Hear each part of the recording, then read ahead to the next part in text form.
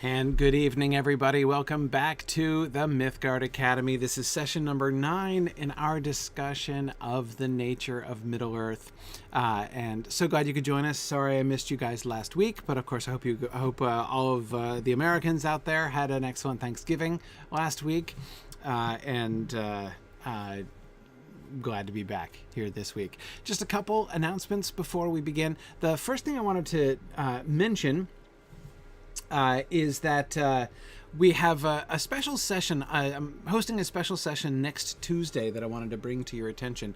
You have probably heard me talk about our Signum Academy Clubs program. That is the extracurricular program in language and literature that we have for kids.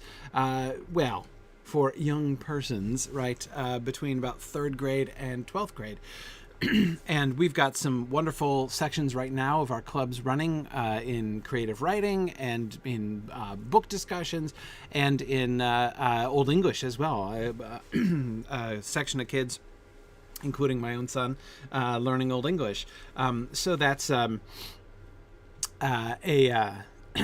it's been a lot of fun. But one of the things that we've been wanting to do, that we've been really interested to do with not just our clubs, but our sort of our Signum Academy programming in general, is to connect more with homeschoolers. We feel like there's a real... We feel that we at Signum Academy have a lot to offer to homeschoolers, and we're trying to kind of figure out how best to do that. So here's what's going to happen. On Tuesday, next Tuesday, the 7th of December at 4 p.m. Eastern Time, we're going to have a sort of open house for homeschool families. We'd like to have a discussion with homeschool families. This is designed to be not just like, we're not just going to be doing like a sales pitch for the program that we have, though I'm happy to talk about the program that we have, of course. But what I really want to have is a kind of dialogue with homeschool families about what are your sort of your curricular and your extracurricular needs, or, you know, what would you like to see? Because I'd like to see if there are some ways, because I believe there are, in which we can really help homeschoolers and homeschooling families. So we're going to talk, and I will say that everybody who attends this event, we have gifts for all and sundry. So we are going to be giving presents to those who attend. Just to thank you for your time and for coming and helping us with this. So it would be a big help if, of course, if you yourself homeschool your kids. I'd love to hear from you and for you to be able to attend this meeting if you could. And if not, if you could just sort of spread the word if you know other homeschooling families. We'd love to hear from folks, and ideally from a variety of folks, like a geographical variety of folks as well, just to hear from lots of different perspectives, so that we can best understand how we could help, how we could serve that group, that population better. Anyway, that is what we're going to... Yes, Frank, you literally are the target audience for this. Absolutely. That's very true. That's very true. So anyway, thanks for letting folks know about that. That would be a big help. You can find this page if you go to the Signum University homepage and then scroll down a little bit. You'll see our upcoming events, and it's right there. And there's a Zoom link down there to register to attend. It's just going to be a Zoom call. I'm not going to stream it or anything like that. Just a private discussion. But you can register for the Zoom session there, and again, share this page or share the link directly with folks, and that'll be fine. All right. Thank you, everybody. We have launched officially now our space program. I mean, we kind of launched it before in the sense of, announcing it and opening registration and stuff. And we've had an awesome response. It's been so cool to see the enthusiasm. I was really enthusiastic about it, and I'm pretty convinced that it was going to be awesome, and was really glad to see that the enthusiasm from so many folks. We had sold, as of Monday night, I was like, okay, I can't wait to announce this, that we've sold 11D1 tokens, which was really cool. We sold 120 now already, so it's past the cool 11D1. Almost not quite to a gross, more than 11D1, less than a gross. But anyway, it's been so cool. So yeah, we've got like 60 people who hold tokens, and we have I don't even know, like 45 or so students who are and I keep losing track because we've gotten a couple last minute people who have jumped in to our December classes. But our December classes officially started running this week on Monday. So our first ever space modules are up and going, and they've been wonderful so far. And as I say, we have like 45 students who are participating in those inaugural modules that we've ever run. We have announced, of course, our candidate modules for January. We'll be announcing our confirmed list for January at the beginning of next week on Tuesday, on the 7th. The 7th of the month is going to be our announcement day in general, when we announce the confirmed modules for the following month. So that means there's still time. If you get tokens now, you can still influence that. You can still tell us, through our selection form that we send to token purchasers, which modules you would like to do in January, and that will help us to decide which ones to confirm and definitely to run. So it's been very cool, and I've been very happy to see it. So hope that folks will join the fun, and thanks to so many of you who have kind of jumped right in. Such a marvelous crop of early adopters in our space program here. Anyway, all right. Let us jump back into the text where more math awaits. Footnote on the more math awaiting. There's quite a bit of math. There's a lot more aging tables here in the section we're going to discuss here this evening.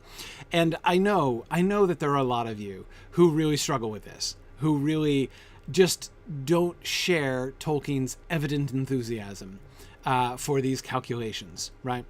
And here's the thing that I want to say. I'll be saying this kind of thing again multiple times through the discussion, but here's the thing that I urge you. First of all, it's fine. Like, it's absolutely fine. If you're not into the math, and I know some of you are, but if you're not into the math, then don't worry about that. Like, first of all, don't feel guilty about that. This is one of the things that keeps people away from the Silmarillion. Not math, I mean, but this attitude, this feeling of guilt, right? When people get presented in the story that I've heard so many times from people who attempt and fail to read the Silmarillion, what I would say is probably the second biggest reason for not finishing the Silmarillion, according to my unofficial research, basically according to the accounts that I've heard from folks again and again. The biggest one is just expectations, like disappointed expectations, like finding out this was me when I first failed to read the Silmarillion when I was a teenager, which was finding out that there was another Tolkien book and being like, there's more, and then you read it and you're like, that's not what I was expecting, and then it's not what you were prepared for, and you kind of stumble and don't finish. Anyway, so that's I think the most common reason for people starting but not finishing the Silmarillion. But the second most common reason, I think, again based on stories, anecdotal evidence, but much anecdotal evidence collected over more than a decade, is that people feel like they have to memorize everything, right? Like they're being presented with all that whole, like, is there going to be a quiz on this mentality, right? Where you're given all these names of all these elves, they all begin with F, right? And you're like, I can't, like you get to the account of the great, of the journey, right? And the elf kindred start splitting off and getting new names and everything, and people are just like, oh, my head, right? It's fine. Like, it's completely fine. The secret is to let it go. Just let it go. It's okay. You don't have to memorize everything at all. If you just let the Silmarillion kind of roll over you, right? And just roll with it. rather than trying to stop and be like, I must like master everything. I'm supposed to remember every single one of these names. It's not like that. Just let the story happen, and the story will catch you up, right? You will get caught up in the story if you let it go, right? If you let it happen, and you will see these wonderful stories, and then you will begin to learn the characters, and you'll start to keep them straight later on. But that's okay if that comes later. Similarly with this, you might be reading this and looking at all of these mathematical tables, and you might succumb to the temptation to just start flipping pages and be like, math, more numbers. I don't care. I'm not interested. I can't get my brain around this, right? And I totally understand that temptation. But here's the thing. Here's the kind of solace that I would want to offer you, like I try to offer solace to people who are having a hard time with the Silmarillion. Don't sweat it. Don't feel like you've got to check his math. I know Chad likes to do that, but don't feel like you have to do that. That's not what it's all about. Or again, I'm not saying it's illegitimate. If you want to do check his math, it's totally fine. He would love it, I think, in lots of ways. But again, that's not the only way to read this. You don't have to just kind of shrug it off as just math. Here's the thing that I would urge. I think that there's a very great deal that we can learn. In fact, I think in some ways, these chapters, as we're watching him go through this stuff, work out, watching this process of essentially seeing the new version of the Silmarillion story that he was trying to write, or at least attempting to begin, right? As we're watching that unfold, not in narrative, right? It's not like seeing him write the whole thing out, because he's not getting that far, and he keeps rethinking it, right? But watching his process and the questions that I would urge you to ask, and you can answer these questions whether or not you even follow his math, right? The questions that I know I am most interested in, and the kind of question I would urge you to ask, are things like, what is he interested in? Like, what do we see that he is caring about? Why is he doing all of this math? I think there are a few answers to that question, but what can we learn about how he thinks, the kind of story that he's telling, and what he is like, the kinds of choices, the kinds of priorities that he's making? And I've been talking for a few sessions about this sort of balance that he's doing between world building on the one hand, myth making on the other hand, and math on the other hand, or that is to say, essentially realism, right? Like he wants to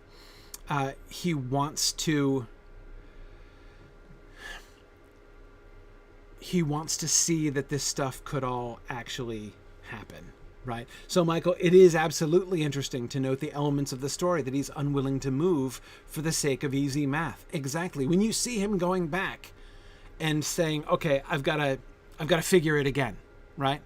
And we'll see him do that. If we get through all my slides, which we won't, but if we get through all my slides, we'll see him change his mind like 3 times tonight, right? Not even counting what we've seen in the previous, 17 chapters we've already discussed. The question is, and again, this is not, it's not just because, he's,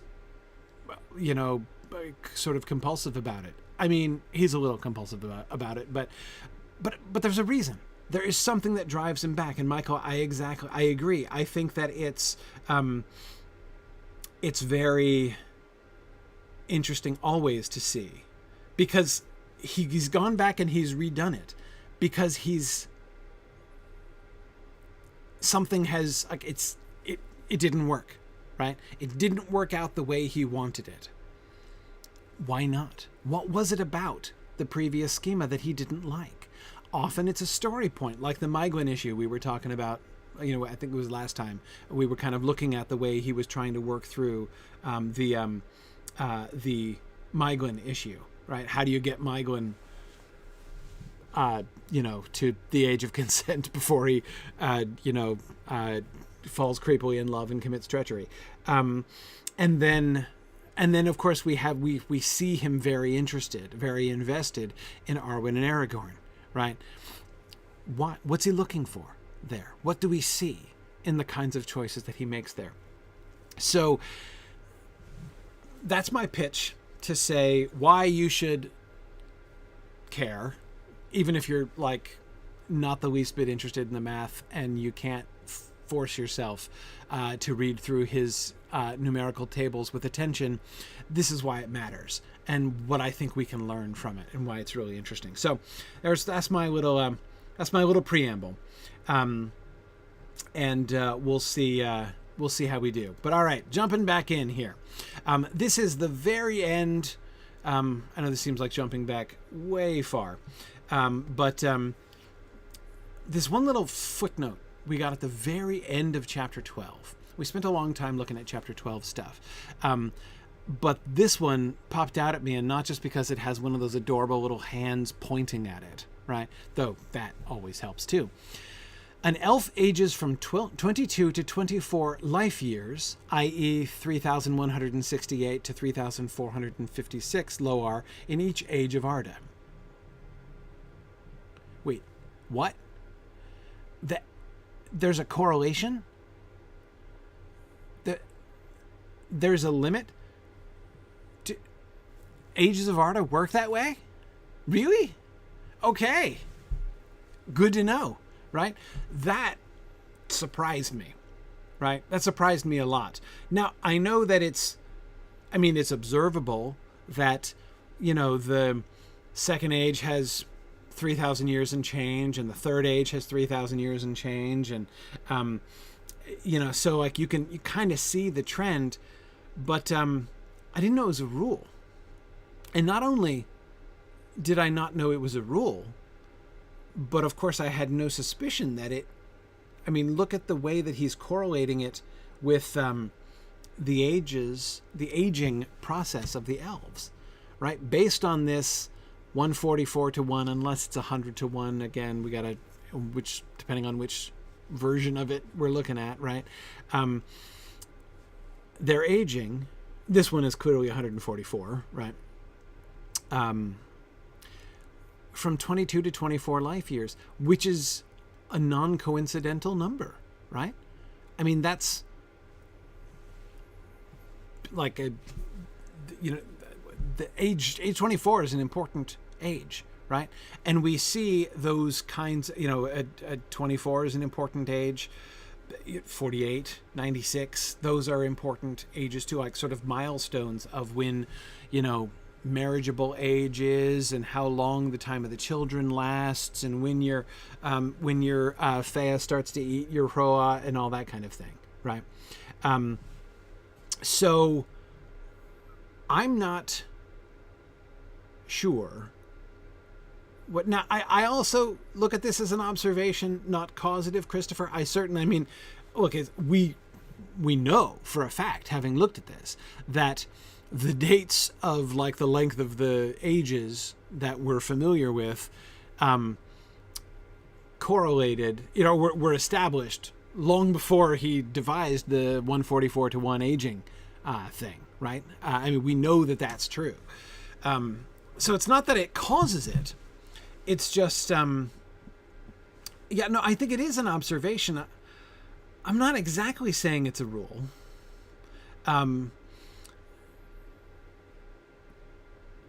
But it sounds like an observation that is being made a rule. You see what I mean? Like it sounds like a pattern which he has observed and which he is drawing attention to and pointing, his little pointy hand to it, because he seems to find this interesting, important, and or cool, right? And it just kind of, the potential implications of it. And again, I don't mean that I think that this is shocking in the sense that this is like, this explains everything, right? Because again, it doesn't work that way, clearly. But it, yeah, it doesn't work that way, but it would have implications moving forward, right? Even just sort of observing that, even just to say that the age of Arda is in some way in sync with the aging pattern of elves is really interesting. I don't know exactly what to do with it, but we've known, of course, it's been part of the lore for a while, that the age of the Eldar, the age of the elves, is coterminous with Arda. Like, the life of Arda and the life of elves always has been, in some sense, linked, right? And that's why when I looked at this and like my eyes just widened and I'm like, whoa, okay. You know what it made me think of? It made me think of how he's always been so persistently translating elf age into human age, right? And that's the whole point of talking about life years in the first place, right? Why would they even call 144 years of the sun a year, right? Even analogically, right? Well, there's no reason except for the analogy to human years, to mortal years. But this introduces an entirely new scale, right? What if that is the 22 to 24 life years, that time of reaching, and I know growth years are not the same as life years, but still, anyway, that period of life existence for an elf. What if it's not ultimately linked back to humans, linked down to humans, but linked up to Arda itself, right? Doesn't it seem? Can't you imagine him starting to do math on a completely different scale here and calculating the age of Arda in elf life years now, right? It's anyway. I just think that it just opens up this. It's like a little crack in the wall, but if you like put your eye up to that crack in the wall, it's a fascinating world on the other side of that. Okay. Let's look at the new annals, because this is awesome, right? Anytime I get to do a table like this, I'm happy. Because he's going through and he's doing story again. And oh man, this story, right? This is chapter 13, if I'm remembering correctly. Okay, so, all right, the first Loa of Valian year 850 is first age 1, Quendi awake in the spring. 144 in number. Melian, warned in a dream, leaves Valinor and goes to Endor. All right. So a couple things that we're noticing here. So first of all, he's writing a new set of annals. And the last time he wrote a new set of annals with including the generational math, right, of how they were going across, he's got to redo that, right? That was fun. That was exciting, but he's got to redo it because he's totally changed the myth, right? He's completely changed the story because we've got the 144 to start up with now. Remember, so he's decided that's fine, right? Remember the old numbers that he was calculating for the Great March were premised on starting from 12 elves, right? But he's now worked out that he's got that myth, that story, right, of the 3 original elves and they're finding their followers and stuff and all that, story. Emil and Tata, and I'm forgetting the name of the other dude. Anyway, so he's got that, and this makes him happy because it means you can get to a much bigger number sooner. And he wants there to be enough elves for the Great March to fit his picture. Anyway, clearly, of the Great March. Imin, Tata, and Enel. That was the one I was forgetting. Imin, Tata, and Enel. Thanks, Chad. Okay. So first, we see him. We're redoing the annals because he is now, through narrative, playtesting the new myth, right? And of course, he's changed the dates backwards. Also, 850 is when we're starting. Okay, but notice, of course, the first thing we get, second thing we get, the thing we get in the first little entry here, is a meanwhile, what were the Valar and Maiar up to? Right, Melian, warned in a dream, leaves Valinor and goes to Endor. Why does she? Warned is a fascinating word. She's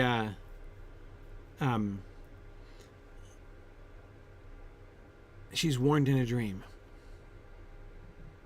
By whom? Iluvatar? I mean, she lives in like the dream house, right?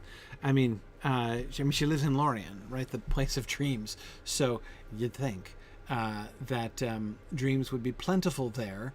Does it come from Irmo? Her dream?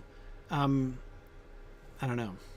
But and I know that Star Wars has totally taken over the name Endor. I know it's impossible to think of Endor without picturing Ewoks these days, but Endor was, of course, the name of Middle-earth. It's kind of ironic when you think about the amount of time that the Tolkien estate and others have spent trying to defend the trademark value of Middle-earth, right? Which, of course, was very difficult and is very difficult and frustrating to attempt to do, because Middle-earth is just a common phrase. It's not. There's nothing unique about it. It's a very common phrase, and so it's been very difficult to trademark and to defend that trademark. But of course, he had a perfectly trademarkable name that he used for Middle-earth, and that was Endor, right? But they didn't get on that trademark fast enough, right? And so, ironically, the very trademarkable name for the difficult to trademark Middle-earth is a trademark now held by the other most difficult to negotiate with trademark holders. But anyway, okay. Yeah, so Michael, I have no idea what she wants, what she's warned of, and by whom. I don't know. I don't know. Kendall, you're right. The Witch of Endor is going to probably sue them all anyway, right? Yeah, exactly. King Saul is going to... he doesn't own the copyrights anyway, but Samuel maybe, because he wrote the book, I guess. But anyhow. Oh yeah, David, Middle-earth exists all over the place. I mean, that's why that trademark has been challenged so many times, because you can't really maintain it. But anyway, okay. Valiant year 854. 576. Wait a second. What's going on there? Are we following? Why is it Valiant year 854, but it's 576? First age year 576, right? So the numbers inside the second numbers there, those are the years of the sun, right? So the first age years are counted in years of the sun. So first age 1 is the first Loa of 850. So by Valiant year 854, it's now 4 Valiant years later. So 4 times 144 and change, right? So we get to year 576. All right, no problem. So 576, about the time the 12th generation of Quendi first appeared, Melkor or his agents first get wind of the Quendi. Quendi originally warned by Eru or emissaries, and forbidden or advised not yet to stray far. Adventurous elves did so nonetheless, and some were caught. How's this story changing based upon the stories that we've heard before? Quendi originally warned by Eru or emissaries. Really? That's new. Right? That was one of the distinctions. Now, we knew that Eru himself spoke to humans after they awoke, right? But we'd not gotten that this is not been the normal story to this point, right? Yeah.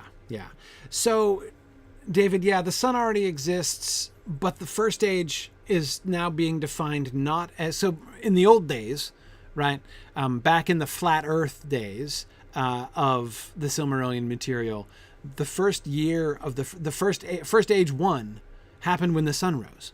All right, when the sun arose, that was the first year of the first age, right? It is called the first age of the sun, technically, in the old literature, i.e. the published Silmarillion, right? But now, of course, since the sun is there from the beginning, the first age, like what event should constitute year 1 of the first age? And the answer is the awakening of the Quendi, right? So it does definitely go back very, very much further. The first stage doesn't last all that long, the first time round, right? But, it is now.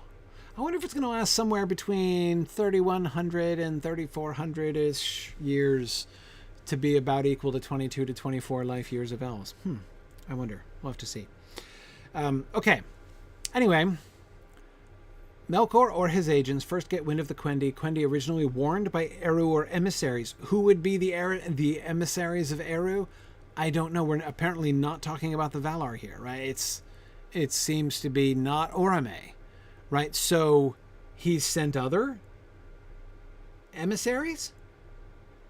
Who's that then?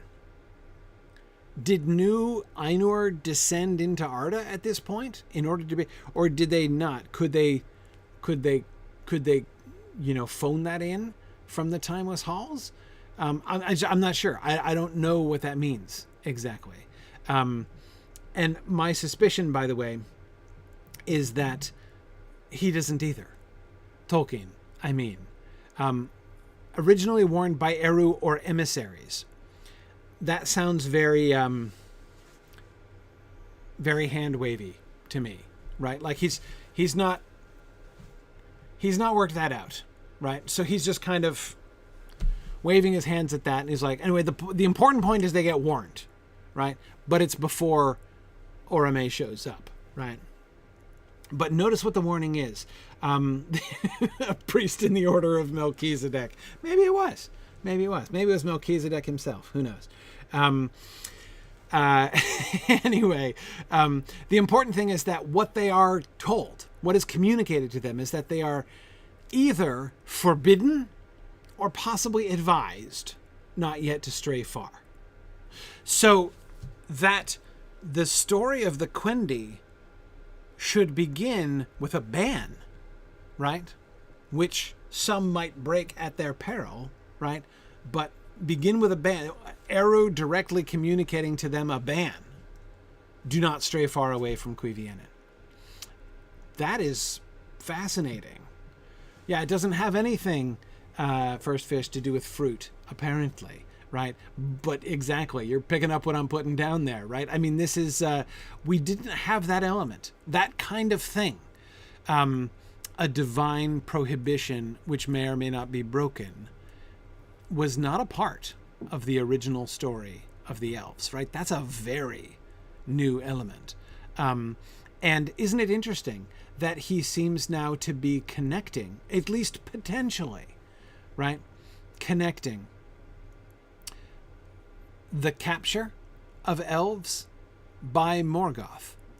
The capturing, corruption, and by the way, I don't think orcification of elves. As far from what we've seen, now we'll have to see, as we continue to go forward.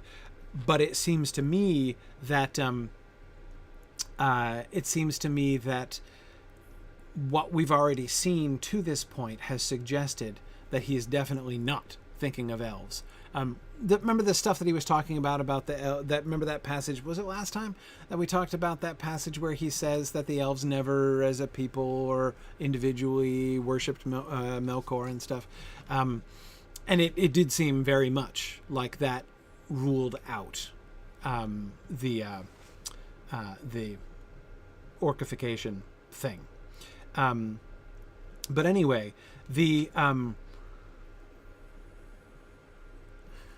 this links, again, in the old story, published Silmarillion, elves are taken, but they're the victims, right? Like, elves in and around Cuiviénen, minding their own business, were stalked and taken by the Black Hunter. And this was a source of terror. This was a source of both terror and sadness, but it had nothing to do with guilt, right? Here, there is guilt, or if not guilt, at least folly, right? They were advised. They told him not to go. They went, and look what happened, right? That kind of cause and effect, that kind of moral cause and effect, that sense of potentially actual transgression, or at the very least, disregard for advice, right? To correlate that with the taking from Melkor, again, it's an entirely new dimension.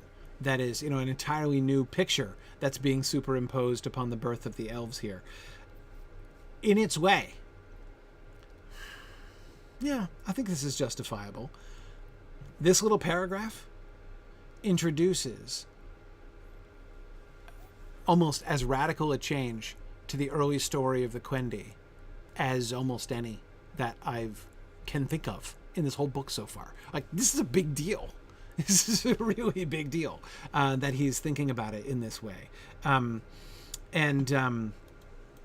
Yeah, now I agree. It is possible that it's. I mean, he's debating, Cecilia, between forbidding and advising, right? Tolkien has not himself decided whether it's going to be Eru forbidding them, placing a ban upon leaving, or whether he's just going to be advising them for their own good, which some adventurous ones don't listen to, right? But even then, and it would be in that way, Cecilia, like a parent telling a child not to touch a hot stove. That's true. But if a parent tells a child not to touch a hot stove, and the child touches the hot stove anyway, which, by the way, they almost always do, if the child touches the hot stove anyway and is burned, well, that child has no one to blame but itself, right? It's the burn that it receives after it has been told by the parent not to touch the hot stove. The burn that it receives ought to be a lesson to it, right? Hopefully it will learn from this experience and take that in a positive way.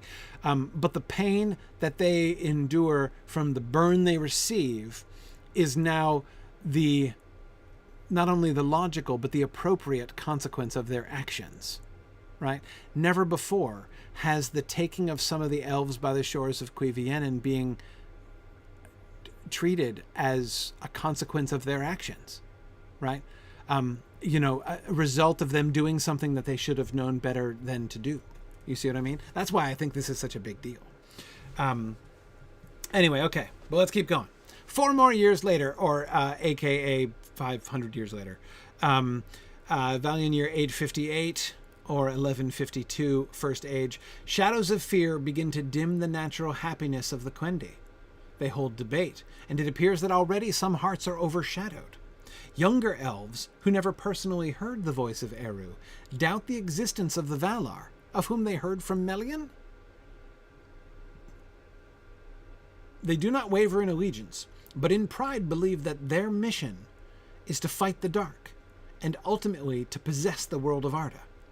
This heresy, though driven under at the finding, is the seed of the later Feanorian trouble. Holy cow! Holy cow! There's now a heresy at Cuiviénen, which is the seed of the later Feanorian trouble. I mean, whew. Okay. Yeah. Like, if I weren't sitting down, I'd have to sit down. This is huge. Shadows of fear begin to dim I'm just reading it again because it's so big, right? Shadows of fear begin to dim the natural happiness of the Quendi. This is after almost 600 years of apparently adventurous elves either disobeying the ban or disregarding the advice of Eru, straying far and being caught, So they have they've been confronted by evil and by suffering, and their natural happiness is dimmed, and there are shadows of fear. They hold debate, and it appears that already some hearts are overshadowed. Some hearts are overshadowed. I'm not 100% sure about the... Oh, yes, and you're right, Starwall may be being caught. And it's not to say that 100% of the adventurous elves were caught. Anyway, that word overshadowed seems very important. I'm not sure I completely understand it, but it seems very important. They hold debate, and it appears that already some hearts are overshadowed. Overshadowed with fear. That fear now, rules them? Consumes them in some way? Right? That their hearts are not right anymore. Their wills, perhaps even in some sense, have been overtaken. I'm not really sure exactly what that means, but the fact that it only appeared in debate, like they discussed this explicitly, right? They hold a debate, and in their discussion it comes out somehow that some hearts are overshadowed. The fearfulness is more serious than it appears many of them thought it was. So then there's these younger elves. These are our proto-heretic elves. Younger elves who never personally heard the voice of Eru. So to them, the voice of Eru, which, by the way, notice we've jettisoned the emissaries already, I think, right? Unless Melian is an emissary, because we're going to get to her again in a second. Younger elves who never personally heard the voice of Eru doubt the existence of the Valar. Who told them about the Valar? Apparently Eru, the voice of Eru, because it's those who did not hear it personally who doubt the existence of the Valar. Do you think that those younger elves who doubt the existence of the Valar also are ones who have their hearts overshadowed? Is that a symptom of having your heart overshadowed, do you think? It seems likely that would be the case.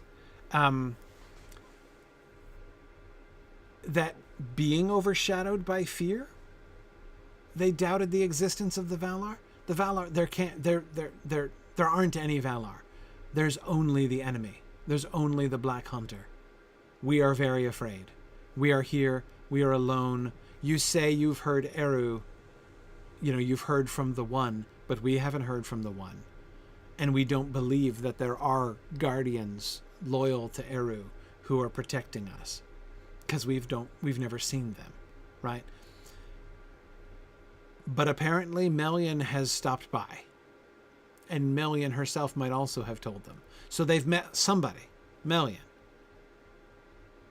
First of all, it's Melian now, not Orome, who finds them first. That by itself would have blown my mind, right? Even taken out of this heresy context, right? But okay, they do not waver in allegiance. They do not waver in allegiance to Eru. Because remember, there are limits to this heresy thing. If that, they're still good people thing is going to be true, saying that they never worshipped Melkor, then they can't waver in their allegiance to Eru completely, right?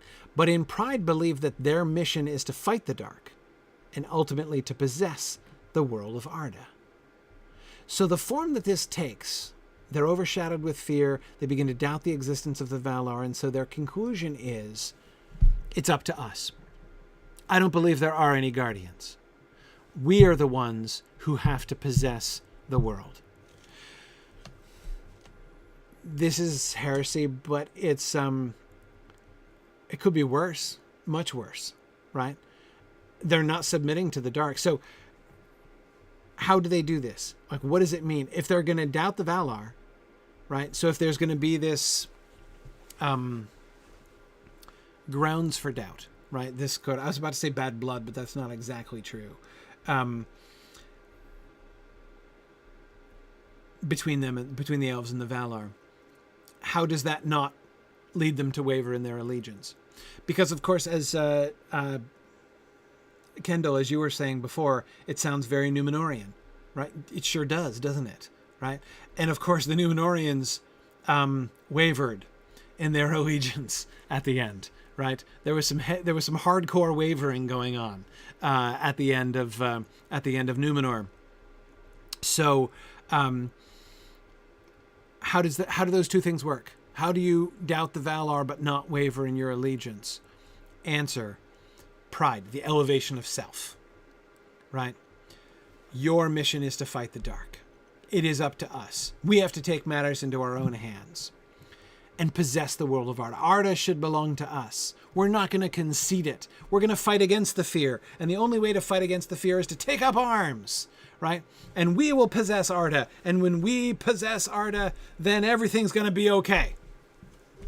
Which, unfortunately, is pretty much what Melkor said in the first place. But, yes, so that is a heresy.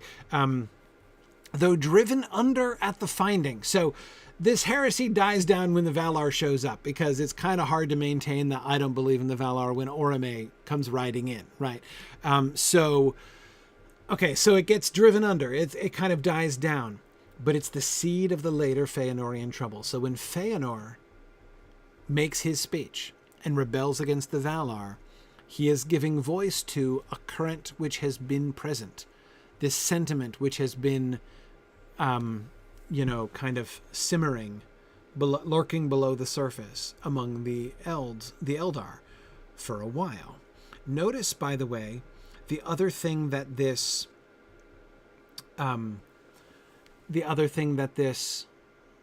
suggests, or the other thing that this would seem to explain, it's not the seed of Feanor's ideas. It's the seed of the later Feanorian trouble. Why is there Feanorian trouble later? Well, because of Feanor, yeah. But guess what? It's not all Feanor's fault, right? The kinslaying would have gone very differently if Feanor had been by himself, right? I'm not saying he wasn't capable of slaying a few kin single-handedly, but the only reason the kinslaying got so far out of hand is that he had a whole bunch of people following him, right? The Feanorian trouble is not just Feanor's movement, it is the fact that they followed him. And this begins to offer an explanation for that. And I have to tell you, I find this a very interesting and, in its way, even more satisfying explanation than we're given in the published Silmarillion. Why do they... I mean, okay, they were, besotted as with wine and more briefly. Except it wasn't that brief unless you get drunk for decades at a time, right? Because it lasted for several Valian years, right?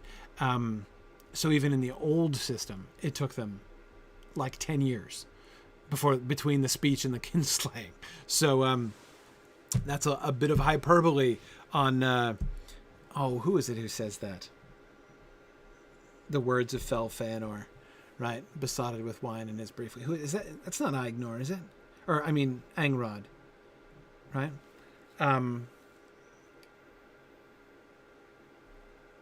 Is it Angrod? That's not Angrod's speech, I don't think. Maybe it is. I can't remember.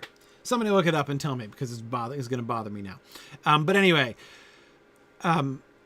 we're not in the published Silmarillion. We're just told how persuasive Feanor is, right? And he is, like, this doesn't take anything away from that. But the idea that he succeeds so well in persuading the Noldor because this notion that it's their mission to fight the dark and ultimately to possess the world of Arda. That notion never truly dies. That concept is floating around, and that some, especially the young and feisty, find it very attractive, does a lot to help explain why people like Galadriel listened. It is Angrod the Thingol? Okay. Good. Thank you. Glad I wasn't totally crazy. Yeah, okay, right. In his speech to... Right, not in his speech to...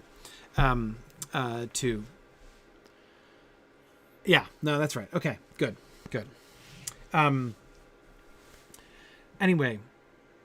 Yeah, okay. So, let's keep going. More annal stuff. 865-44. 2060, so it's already 2,000 years of the sun into the First Age. Melkor seeks to attack Orome. Orome informs Manwë. Tolkien is sent. Okay. Hang on, did I miss something here? When was the finding? Did I skip the finding? Maybe I skipped the finding. I probably did. Okay. Anyway, Orome then comes and finds them, right? Melkor seeks to attack Orome. Orome informs Manwë. Tolkien is sent. Tolkien is the best, right? Can we all agree Tolkien is the best, right? So he sends his heavy, or Manwë sends his heavy to beat off Melkor, allowing Orome to rally the troops over there. Okay. 4 years later of the sun, 4 years of the sun later, leaving guards, Orome returns to Valinor. Okay, so Melkor is attacked. Orome has called for his reinforcements. Manwë sends the one-man reinforcement, right? And Kendall, you're right. He needed a tank, right? Orome is going to do DPS while Tolkien's tanks. Clearly, I agree. But then 4 years later, he leaves. Orome leaves and goes back to Valinor, probably because Tolkien has things under control by that time, right? So 2066, 2 years later, Orome reports, Council of the Valar. They resolve on behalf of the Quendi to make war on Melkor and begin to prepare for the great struggle. 2066 is the year of the First Age in which this is happening. So the war on Melkor we're deciding to do it in the year 2066 of the First Age. It's a long time. Okay. They begin to prepare for the great struggle. They debate what is to be done with the Quendi, since they fear Endor will suffer great damage. Okay. Thank you, Greg. I did skip it. 864 was when Orome finds the Quendi, which was only in 2016.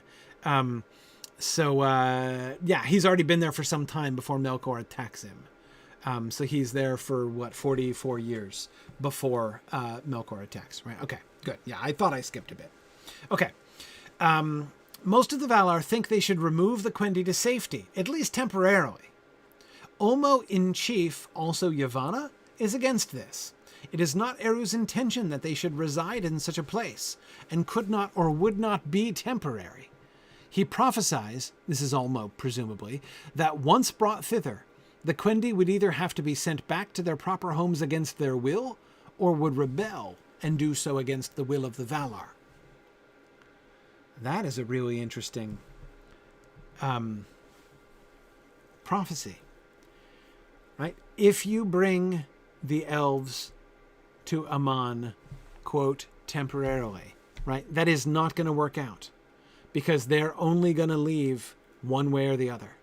They will either leave against your will, or they'll leave against their will. There can't be any other way. And that is fascinating, right? Once you bring the elves here, they won't want to go back, except those that do. And the only ones that do, that will choose to go back, are going to go back against your will. Was the earlier pre-Elvish war against Melkor still in this version, Captain Button? No, it was not. This is that war. We're talking about the chaining of Melkor here. Yeah. Okay.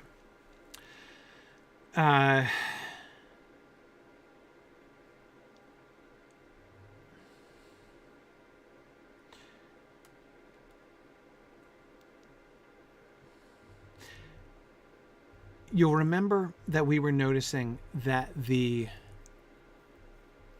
were trending towards the Valar being quite wrong to bring them to Valinor. I say trending because that was, of course, something that Tolkien himself had been quite inconsistent on, or rather, to be a little bit more fair, had changed his mind about a few times. I know that many of you remember the very memorable line in Morgoth's Ring when we are told that any who say the Valar were wrong to bring the elves to Valinor speak with the tongue of Melkor, right? I mean, he's extremely forceful about that point, right?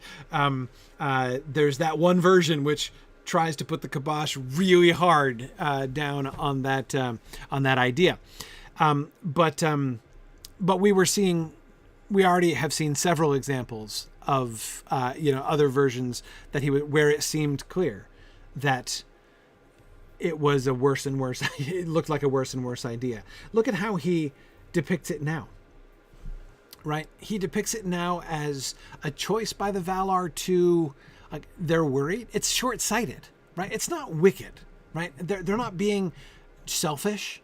They're concerned about the safety of the Eldar here, right? They're worried that, because, Endor is going to suffer great damage. We're going to go to war with Melkor, so we'll beat Melkor off them, which is great, but we're going to wreck the place. We know we're going to wreck the place, right? And so they might not be safe. So let's just do a temporary transportation of them, right, to safety. Who could object, right? Surely that's a good idea. But it's a short-sighted idea, as Olmo argues. And it's most of the Valar who believe that short-sighted idea, right?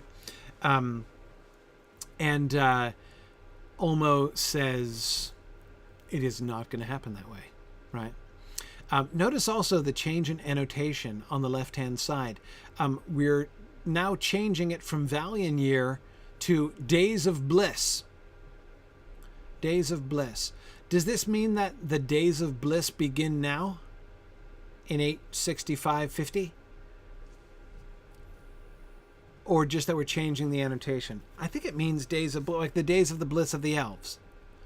So, like, from the time that the Valar decide they're going to bring them to Valinor, that's like starts the days of bliss. But we don't count, like, it's not like that's not day of bliss number 1, right? And then we're counting up from there because we're going to be using DB for the years hereafter on this table, but it's still going to use the same numbers, 865, right? Valian Year 865 is what we're still talking about. So therefore, since we're continuing to count up from where we were counting before, I think it's it would seem that the days of bliss just mean the days of the trees, right? That was year 1. 865 is counting forward from when the trees sprouted, right? So it seems like it's recasting how we think of those years rather than starting a new era, as far as I can tell. But Michael, I agree with you. This still sounds like a lack of Estel on the part of the Valar, which Tolkien said explicitly in one of the earlier versions of this that we read a few weeks back. Okay, then we get a few specific dates. 2072, birth of Ingwe of the House of Imin.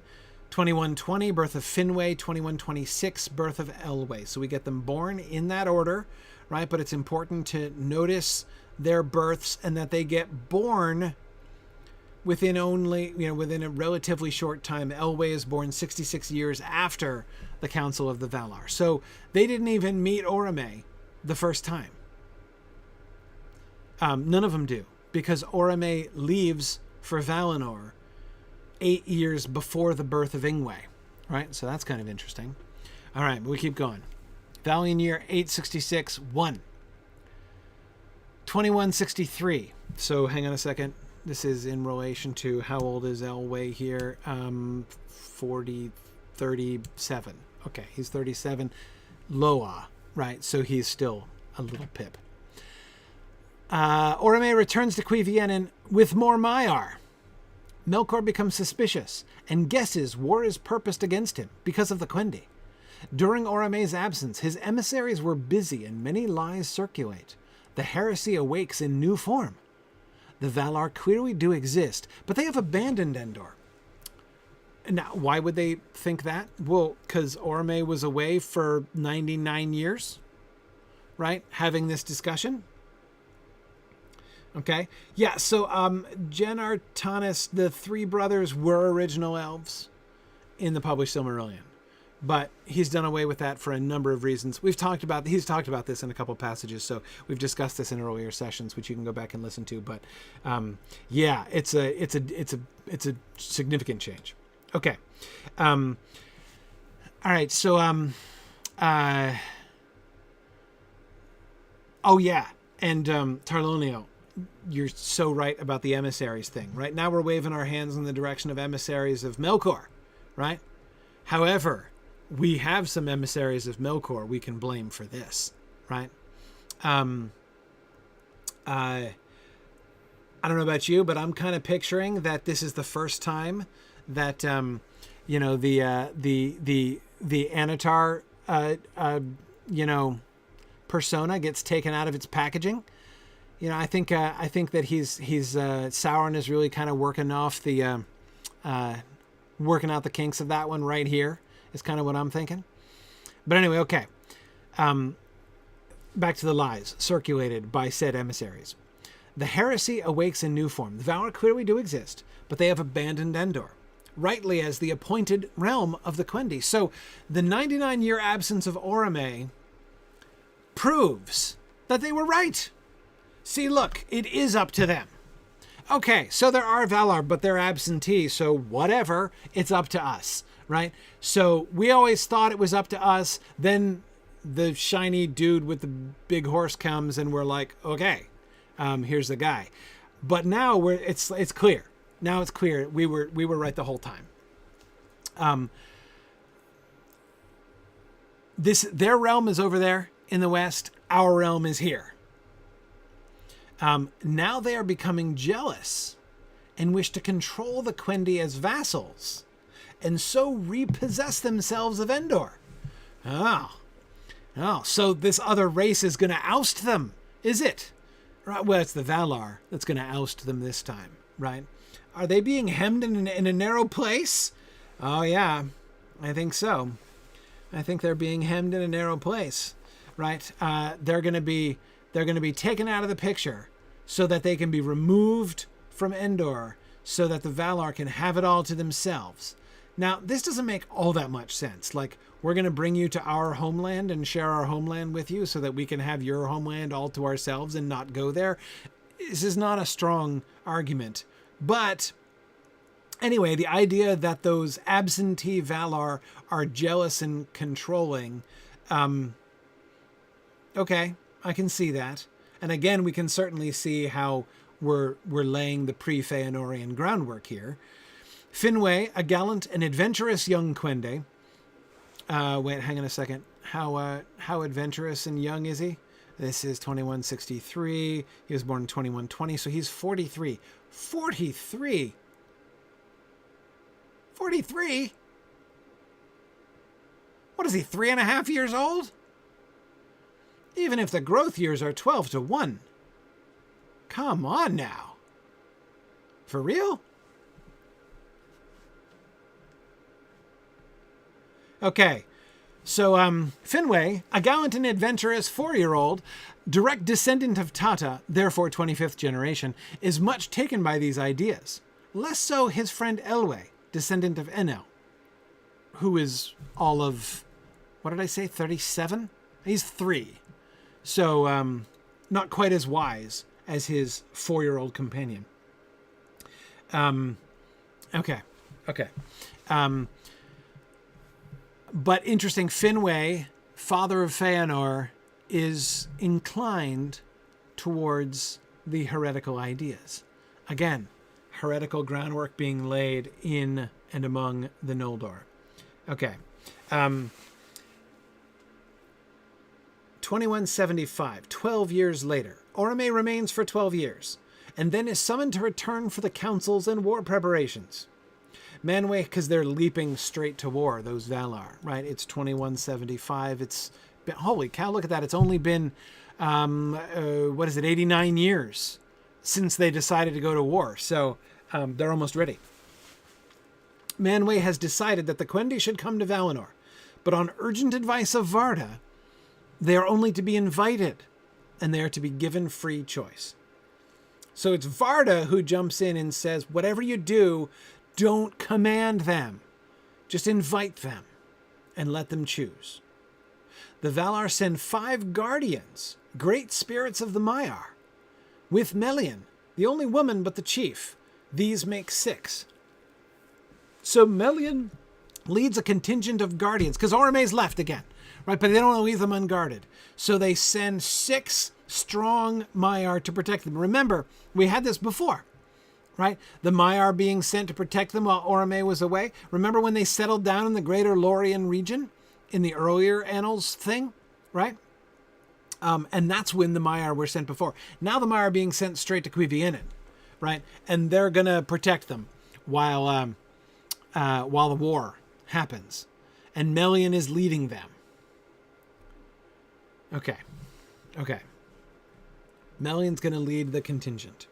But of course, the real excitement is who the other 5 are, right? The others were Tarindor, later Saruman, Olorin, Gandalf, Hravandil, Radagast, Placendo, and Hymenar.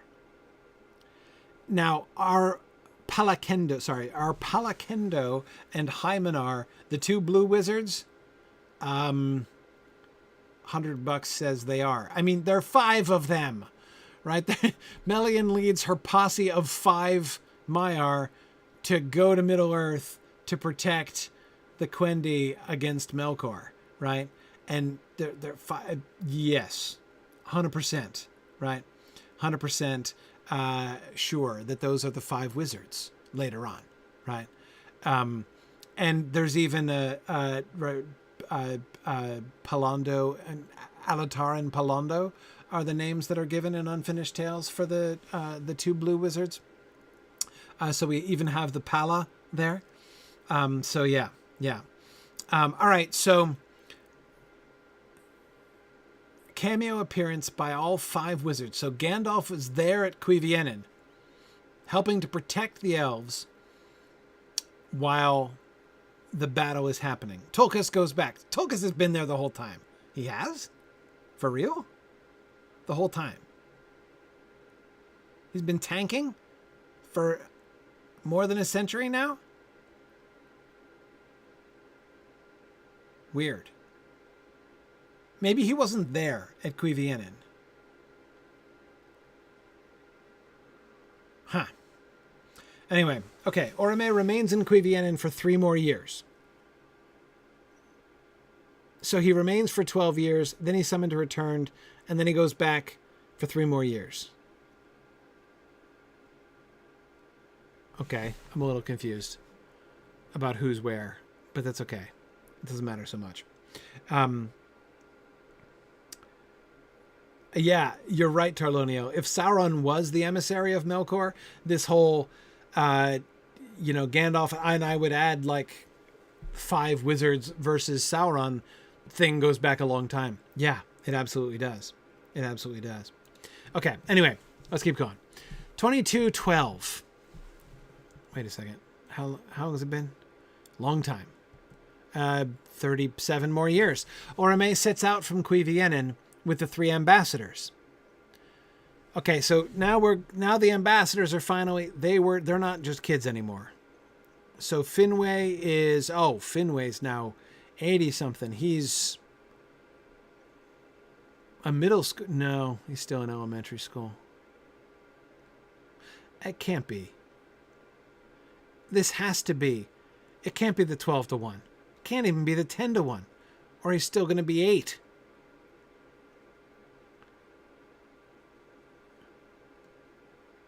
I'm trying to figure out what on earth aging scale he's using here. It's hard because there's so many of them. But Is it non-linear, JJ? No, it is certainly not non-linear. Oh, JJ, that's fascinating. That, yeah, that Galadriel will be essentially taking Melion's place in the Council of White Wizards once the Astari become a thing. Yeah, Stephen, I can't think that that parallel is an accident. Galadriel and the White Wizards and the Wizards on the White Council. Melion leading the wizards on their little junket to Cuiviénen in the First Age. Yeah, that's a strong and important parallel. Okay. Orome sets out from Cuiviénen with the 3 mysteriously young ambassadors. These were elected by the Quendi, one from each of their kindreds. Only the youngest elves are willing. Ingwe, Finwë, and Elwë are chosen. Ingwe belonged to the 24th generation and was then 140 years old.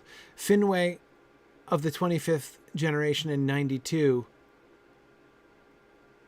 Okay, 92. Right, 2120, right? Elwë of the same and 86. Yeah, in other words, prepubescent. Even Ingwe at 140 is prepubescent. I mean, at 12 to 1, he's not even 12 yet, right? I mean, do elves even get pimples by the age of 140? I don't think so. Not that elves get pimples. They probably don't. But, yeah.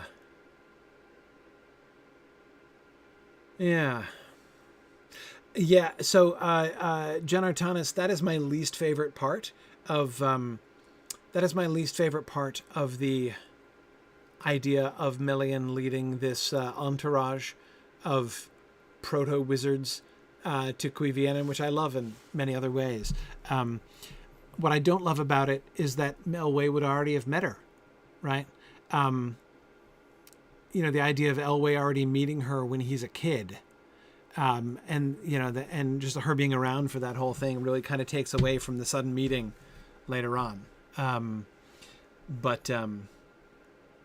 Yeah, Captain Button says more of a school trip than an embassy. Yeah, I guess. So,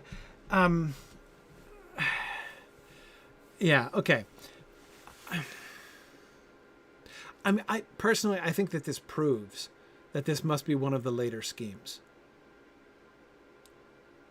What could it be? 3 to 1? Can't be 1 to 1. I don't know. Give it up. Okay, 2113. Ingwe, Finwë, and Elwë arrive in Valinor. They are indeed dazzled and overawed, just as Olmo predicted they would be, right? Finwë, with heretical leanings, is most converted and ardent for acceptance. He has a lover, Miriel, who is devoted to crafts, and he longs for her to have the marvelous chance of learning new skills. This is adorable, by the way. Ingwe is already married and more cool, but desires to dwell in the presence of Varda. I always thought that Ingwe was more cool. Elwë would... I'm just kidding, that's not what he means, and I know it. Elwë would prefer the lesser light and shadows of Endor, but will follow Finwë, his friend. Okay, so Finwë was first trying to convince Elwë to come along with him into the Heresy, right?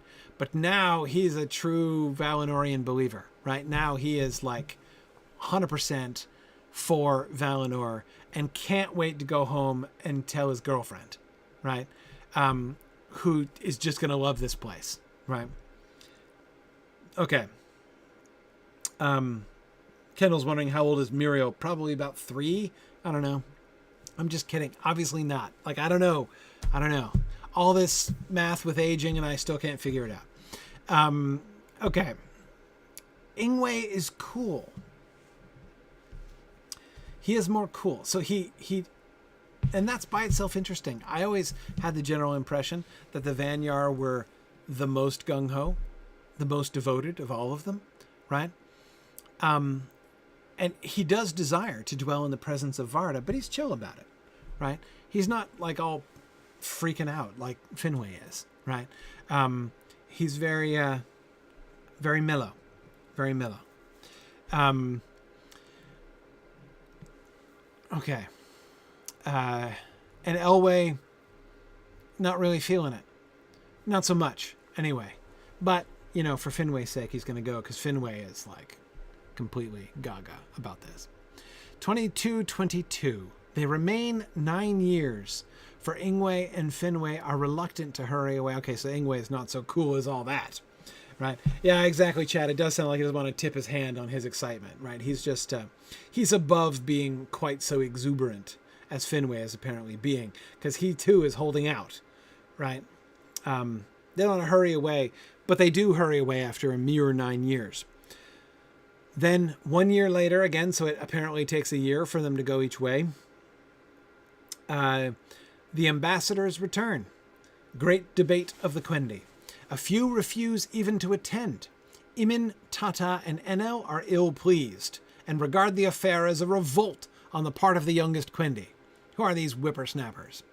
To escape their authority. Oh, okay. None of the first elves, none of the original 144. None of the gross elves, as it were, except the invitation. Hence the Avari called and still call themselves the seniors. Huh. Okay. So the Avari, we've never had, ever had what the Avari call themselves. Right? But now we know. They call themselves the seniors, which I guess is cooler among elves than it is among people, among humans. Yeah, they're the senior circuit, right? They're the originals. And they probably do get discounts at Denny's, Chad, I assume. But yeah, they call themselves the seniors. They have the seniority. All the rest of the elves, right? All of the Calaquendi are merely upstarts, rebels even, rebels against their authority. Okay. All right. So there's more, but I could have talked about every bit of chapter 13 of the table there, because that was totally fascinating to see where this is going. But let's get back to the ambassadorial oratory here. He's getting into a little bit more about this debate. The ambassadors speak. Ingwe speaks with great deference of the three fathers, and especially of Imin. He says it was a mistake that Imin, Tata, and Enel did not go themselves, for they could have exerted authority with judgment. Ooh, hear the deeply submerged burn in that sentence, right? Imin, Tata, and Enel are speaking against the elves going, right? In other words, they're exerting authority without judgment, because they don't know what they're talking about. But if they had gone themselves, they could have exerted authority with judgment. That's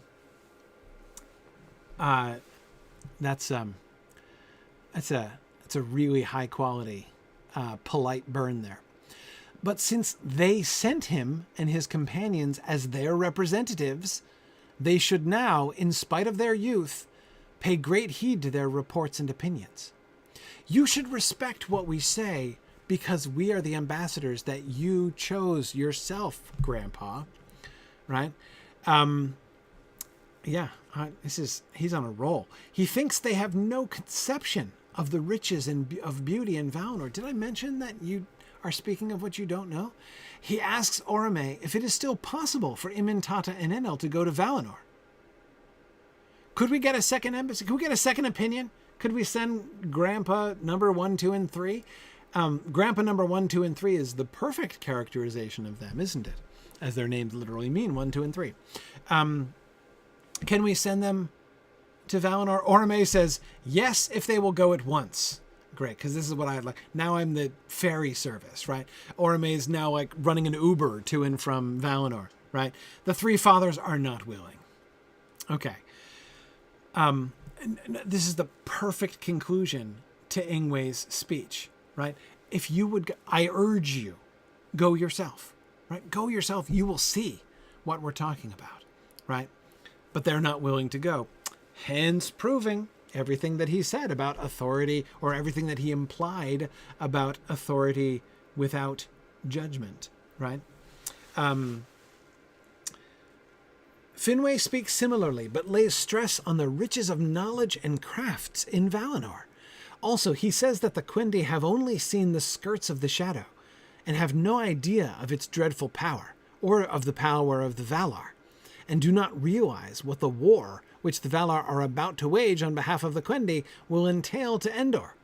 His speech is very effective, as large numbers of the Quendi who cannot conceive of Valinor's attraction are nonetheless frightened of what may befall them if they remain. So Finwë, the super enthusiastic and 100% converted, first, fanboys about the riches of knowledge and craft in Valinor, right? He tries effusion, but he also tries fear. What we've seen of the shadow, this is just the skirts of the shadow. This is just the penumbra. It's not the full umbra. This is just the penumbra of the shadow, right? You have no idea. Not only do you not know the riches and the glories that await us in Valinor, and boy, you just get me going on that, people, but you don't even know what the shadow is. What we're dealing with here, the Valar, all of them, the good guys and the bad guys, are way greater than we ever imagined. And that the majority, large numbers, a plurality of the Quendi, who are not convinced, who don't go for a positive reason. They don't go because they want to go to Valinor. They go because they want to escape what they think is going to come. It's fear. Are their hearts overshadowed with fear? Is that what's leading them to go?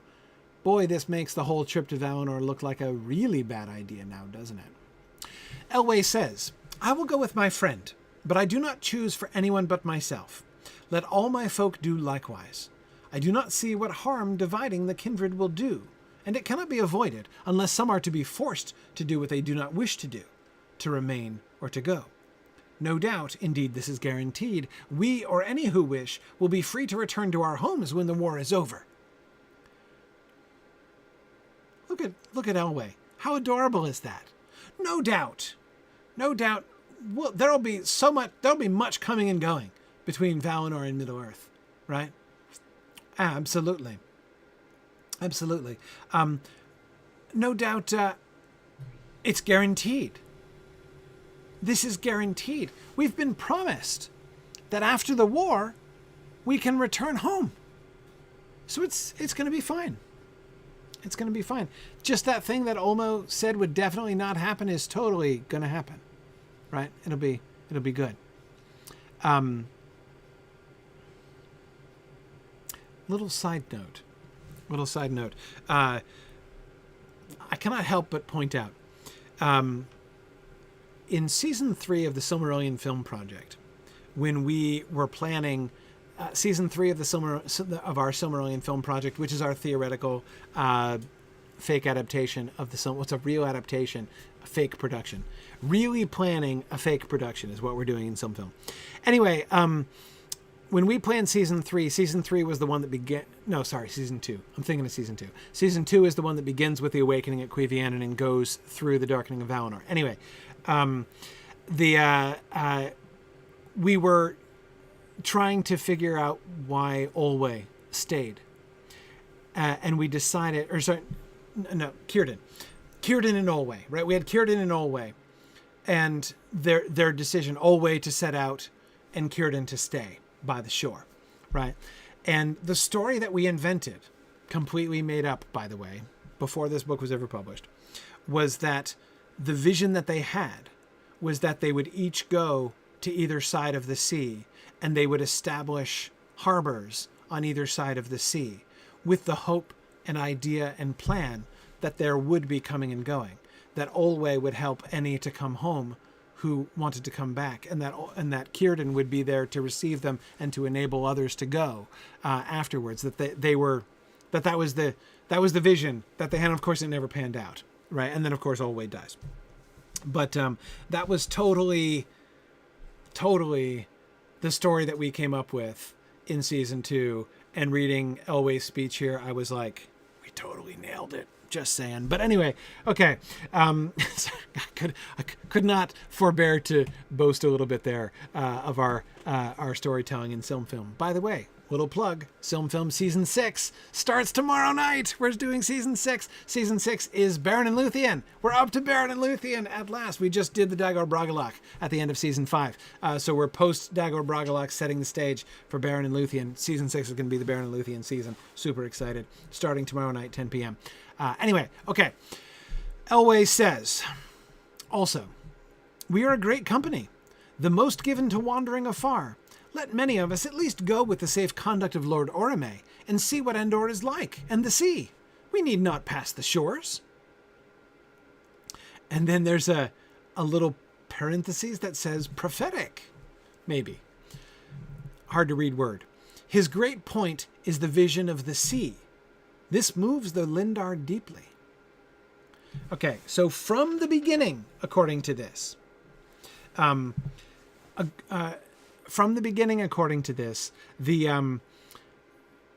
Teleri are A, more moved by the sea than they are by the idea of Valinor, and B, never intending to go. Most of them. Even Elway himself is very plus-minus on going back to Valinor, right? He's like, let's entertain the idea.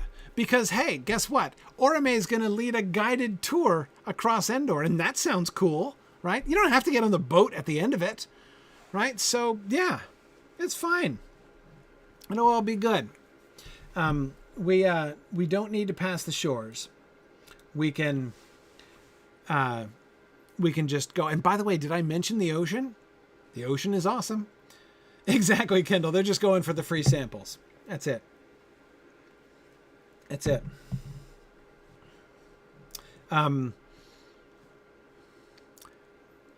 Again, notice how he is both freighting the idea of their going to Valinor with ominous, portentous notes, right? And making it more and more, it just seems to be making it more and more clear that staying in Middle-earth is what they really should do. We're meant to do, right? Okay, let's keep going. Okay. All right, chapter 14. Done with narrative, more math. If these factors are taken into account, it is possible to calculate with fair accuracy the increase of the Quendi from the date of their awakening until their finding by Orome 90 Valian years later, or any other date decided upon. The number of the Quendi, therefore, at about 106 Valian years after their awakening, would have been about 57,500. So now, remember, did you see the math in the background of that narrative we were just reading, by the way? Right. That narrative was the fruit of the math in a lot of ways. Notice him tossing out things like, well, obviously Ingwe was the 25th generation. He's not making that up, right? We can see the math supporting that several times, right? His timelines, his dates, his generations, right? These are all things that he's now has the confidence of mathematical calculation to work on.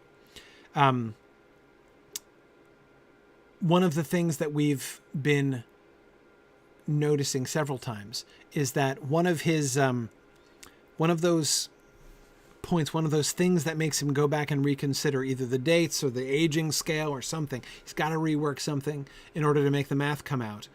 One of the things that the math has to come out to is he wants there to be a big enough crowd for the Great March. So by this calculation, he's got about 57,500. And he seems to be happy with that, So that's around the number that he's wanting. Somewhere between 20,000 and 60,000 is enough. If it's on the low end, he's getting nervous, right? If it's on the higher end, he doesn't need more than that, right? Because then if it's on the high, if it's allowed to get up to even more, the time that passes in order to have that many generations is too much, right? So those are the two things that he's balancing as we see. All right, more mythic math. Watch how he takes the myth that he wrote and applies it to the math, right? The companies, that is the three kindreds, but he's not calling them kindreds, he's calling them companies. The companies should still be an approximate proportion of 44 1/44ths, 56 1/44ths, and 74 1/44ths. Why? Because of the story, remember? The 44, Imin, Mrs. Imin, and their 12 followers, right? Tata, Mrs. Tata, and their 54 followers. Remember that's where the numbers come from, right? And he's saying that those proportions should still hold. Those proportions will still hold for the approximate. This gives him a mathematical key to approximate the numbers. How many Vanyar, how many Noldor, how many Teleri are there going to be? Okay, if we take the actual total to be 32,400, these proportions would be exactly 3,150, so 3,150 Vanyar, 12,600 Noldor, and 16,650 Teleri. But many of the Quendi will become Avari, say 1/3 of the total. We've seen that number before too. 10,800. The Marchers, or Eldar, then will number 21,600. 1/72 of this is 300. Wait, why do we care what 1/72 of that is? He's reducing his fractions, right? Notice all of the fractions of 144 are even. So, in fact, if you want to do the math in your head, it's easier not to do 14 144ths, but 7 72nds. So if 1/72 of it. So you divide 21,600 by 72 and you get 300. Now you just have to multiply that 300 by as many 72nds. So multiply it by 7 and you get 2,100 Vanyar. Multiply it by, 28, and you get 8,400 Noldor, you see? And then the Lindar are 11,100. So there you go.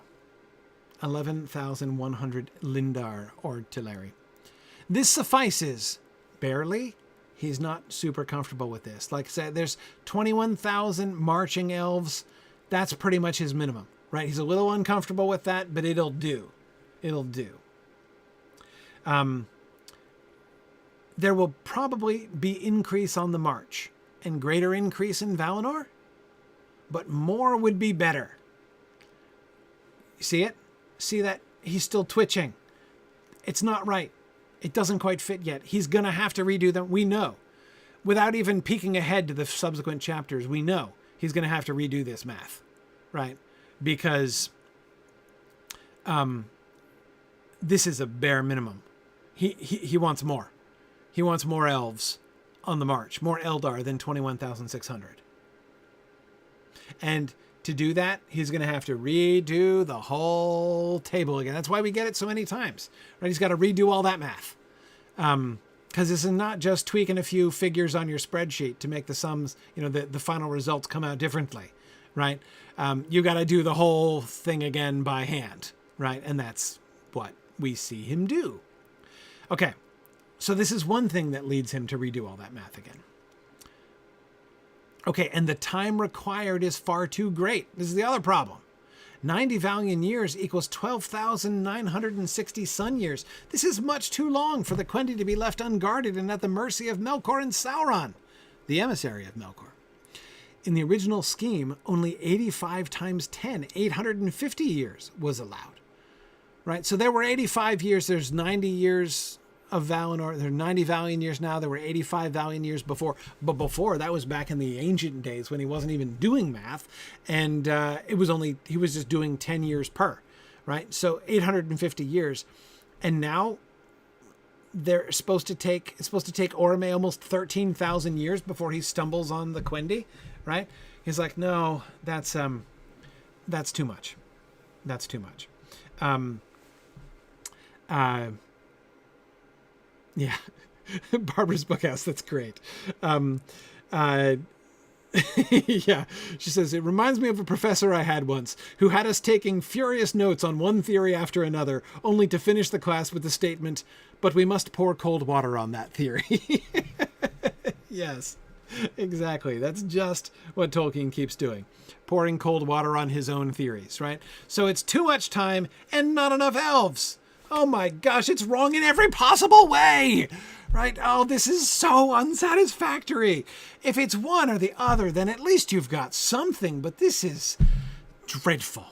This is dreadful. He's got barely enough elves, and it took him 13,000 years to get that insufficient number of elves. Guess what that means? Time to change the system again, right? It's just not working out. Okay. All the elaborate calculations based on Olmier 12 to 1 years of growth and Coivier 144 to 1 are both cumbrous. And I hear all the readers shout, "Yay, you're right, Tolkien, it's very cumbrous." And in early narrative, Awakening and Finding, March, etc., quite unworkable. Also unlikely. The difference between elves and men is mainly in longevity after becoming full grown. This depends mainly again on the difference in powers of elvish and human Fear. As far as Hroar go, elves are of the flesh of Arda, and quite unlikely to grow at a rate wholly out of keeping with the rest of corporeal or incarnate creatures. The elvishness should therefore only appear when their Hroar reach prime adult, and then do not for a very long time show any diminishment of physical youth and vigor. This will help with Mythgard. Elves should grow from conception at a rate comparable to human, but from maturity onward should slow to 144 to 1 rate. Diminution appearing, almost imperceptibly at first, at circa age 96. Okay, so this is chapter 16, right? This is further ahead now. And so notice what he's done. Remember, we have the three things, right? We have the realism of the math. We have the mythic story. And we have the world building, right? What are elves like? How do elves work? The whole 12 to 1, 144 to 1 thing that he's now dismissing as both cumbrous and unworkable came from the world building. Right? When he was like, how are elves different from humans? Here's how they're different from humans. But the math disproved it. Notice that he almost reconciled the math and the myth. He almost reconciled it. But at the end of the day, it won't work. This story, it won't work. So it's got to change. But that means we got to go back to the world building, right? Got to go back to the third leg of that tripod there, right? Or I guess you could call it 4 legs. It could be a 4-legged chair or 4-legged stool. If instead it, if you think of like the story, the overall narrative as the 4th part, separate from the mythic concepts, it's probably best. Let's call it the 4. Anyway, he's got to go back to the world building, because if he's going to change things again, he's got to convince himself. And I think that that's what we're seeing him doing here. Also unlikely, he says to himself convincingly. Yeah, it's unlikely that elves take 12 years to 1 year to grow. Yeah, despite the fact that I had to talk myself into that, because at first I was going to make them 144 to 1 all the way through, right? And have them be pregnant for like 96 or 108 years or whatever it was, 3/4 of 144, right? Remember, like way back at the beginning when he was starting to work out the world, when he was starting purely from the world building side, he was like, yep, 144 to 1. Pregnancy lasts for 108 mortal years, right? But he's kind of talked himself into shorter and shorter periods of time. And then the Mythgard problem came along and he talked himself into an even shorter period of time. And now he's like, no, but really, it's time to talk myself into the logical extreme, right? The logical extreme, which is, hey, the real difference between human and elves isn't in their bodies and how they grow. No, it's really in their fear, right? It's all about their spirits. And the main difference is longevity after becoming full grown. So, you know how we can make this math come out much easier? Ditch 12-1. Just ditch it. Yeah. We'll just have them grow 1-1 until they reach maturity. So for their first 24 years or so, they grow at a 1-to-1 ratio. Then they slow down to the 144-1. Now we're cooking with gas. Right now we can have as many elves on that march as we want, right? Holy cow. All right. So, but of course, the diminution is going to be appearing almost imperceptibly at first, circa age 96. Personally, I think that this is going to need to bring calculus into the equation. You're not going to be able to do this with arithmetic anymore. If in fact the rate of growth declines at the rate of aging decreases at a steady pace over time between age 24 and 96, you're going to need to take the first derivative to really calculate the ratios. And I don't think Tolkien has calculus, but I think he's not going to be too rigorous about that. Okay. So, new synopsis. All right, here we go. Let elves remain in the womb for 1 loa. And all the elf women said hallelujah, spring to spring. Both sexes reach maturity. So notice, by the way, he still wants it to be longer than humans, right? It was 108 years or whatever, and then it was only 9 years, right? And now it's down to 1 year, but it's still more than 9 months, right? Okay. Both sexes reach maturity at 24 loar and then slow. But puberty is different. In males, reached at about 21. In females, at 18. Nowadays, before these ages. I have no idea what on earth that sentence means.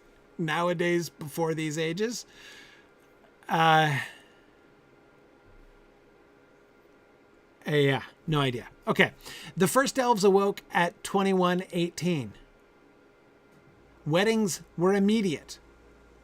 Later weddings in early years before the march, usually at 21 to 24. So the first elves awoke pubescent, right? So they were fully pubescent, but they were not quite fully mature. But they jumped straight into marriage because, those impetuous first elves, right? But later on, they waited for a few years, and just a few years, mind, loar, right? After puberty, before they get married. So, okay. Olmendi, growth years. 1 olmen equals 1 loa. 1-to-1. Koimendi, life years. 1 koimen equals 144 loar. Okay. Kolbanavie, gestation. Kolbanavie equals 1 olmen. Fine. Ontavalier, which is a much more pleasant word than puberty. So ontavalier happens age 21 for males. 21 olmendi, female at 18 olmendi. Quantolier, maturity, 24 olmendi. So you've got ontavalier and quantolier, which is first puberty, then maturity. Vinimeta, end of youth, 96, equals 24 loar plus 72 koimendi. So that's 10,392 years. In 10,392 years, that is the end of youth.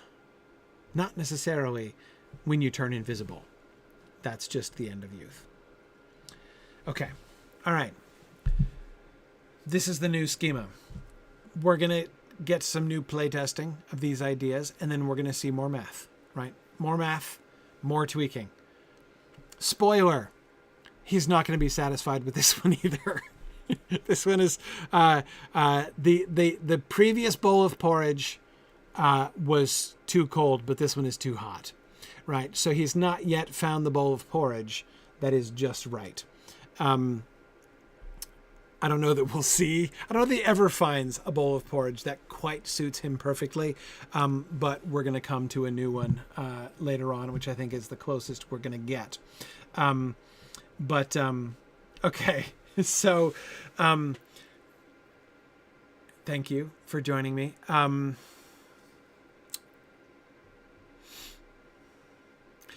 So as I foreboded, I didn't get through anything like all of my slides.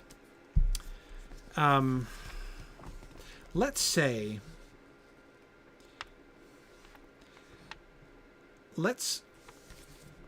read up through chapter 20 for next time.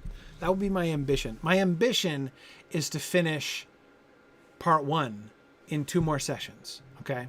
So you can read through the end of part 1 if you want. There's not all that much left. You read through the end of part 1. Why don't you just do that? Just read to the end of part 1. But we're not going to finish it next time, but we'll probably finish it the time after. But hopefully you can hold it, you can hold it in your head that long. Yeah. Well, I definitely want to finish part 1 before the Christmas break, for sure. Okay, so we'll do that. That's the plan. Up through, read through the end of part 1. Of course, I should probably not confess that if I had said at the beginning of class, I would have said, my ambition is to get through the rest of part 1 in 2 more classes. And that's obviously not happening. But I think 2 more from here, very likely. Very likely. David, yeah, excellent. Yeah, if you just got the book, you may have time to catch up. It's only, what is it? About 168 pages. So in the next 2 weeks, you'll be at 168 pages. You'll be all caught up. All right. Thank you guys so much for joining me tonight. I will tune in tomorrow night for Film. Come to the Twitch channel, our YouTube channel, broadcasting on these same channels as usual for Film tomorrow. Tomorrow's a big session for Film because we're going to be laying the ground. We're going to be deciding what do we cover, what do we include, what do we not include. Asking the big questions about season 6. So hope you can join us for that tomorrow. Thanks, everybody, and I will, one way or the other, see you guys next week. Thanks. Bye now.